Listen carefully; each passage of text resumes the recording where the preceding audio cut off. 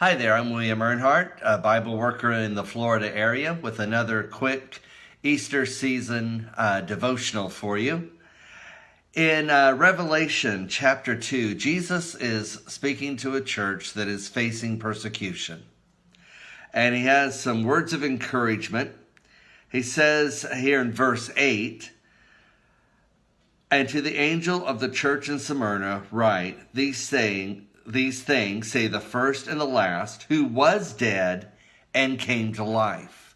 So Jesus is talking to these people who are facing death, and he's encouraging them, letting them know, I died and I'm alive now. So because of that, you don't have anything to fear. In verse 10, he even goes on and tells them, "Be faithful unto death, and I will give thee the crown of life." So Jesus is encouraging this church, and he's encouraging all of us.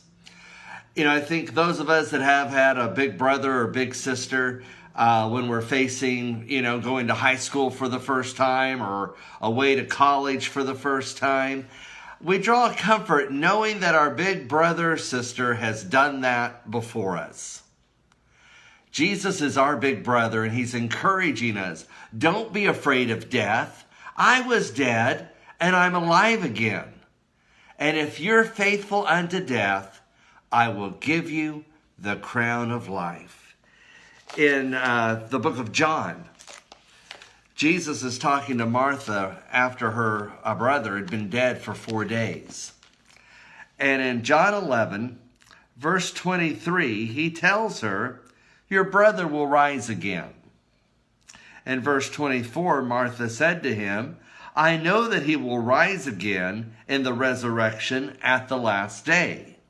So here Martha wasn't talking about Lazarus already being up in heaven or anything. Neither was Jesus. That was never discussed as a possibility. Martha said that she knew he would rise, her brother would rise at the last day in the resurrection when Jesus returns. Jesus says to her in verse 25, "I am the resurrection and the life. He who believes in me, though he may die, yet he shall live." These are wonderful words that we can find for encouragement just as much as Martha. And I want to close here with a passage here in 1 Thessalonians chapter 4, verse 13, that I hope gives us all hope. "But I do not want you to be ignorant, brethren, concerning those who have fallen asleep, lest you sorrow as others who have no hope. For if we believe that Jesus died and rose again, even so God will bring with him those who sleep in Jesus. For this we say to you by the word of the Lord, that we who are alive and remain unto the coming of the Lord will by no means precede those who are asleep. For the Lord himself will descend from heaven with a shout, with the voice of an archangel, with the trump of God, and the dead in Christ will rise first. Then we who are alive and remain shall be caught up together with them in the clouds to meet the Lord in the air, and thus shall we always be with the Lord." And verse 18, "Therefore, comfort one another with these words." Friends, I wanted to share these words of comfort with you that Paul told us to share with each other. Because of Jesus, we don't have to fear death.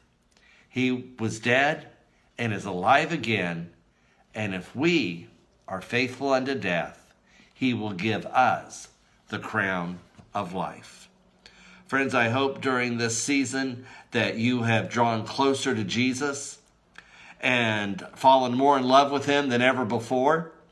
If you have any questions or would like to contact me, you can reach me at Racer3, you spell out the 3, RACERTHREE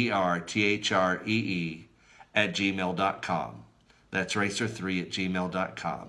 May God continue blessing us as we continue studying his word. God bless you.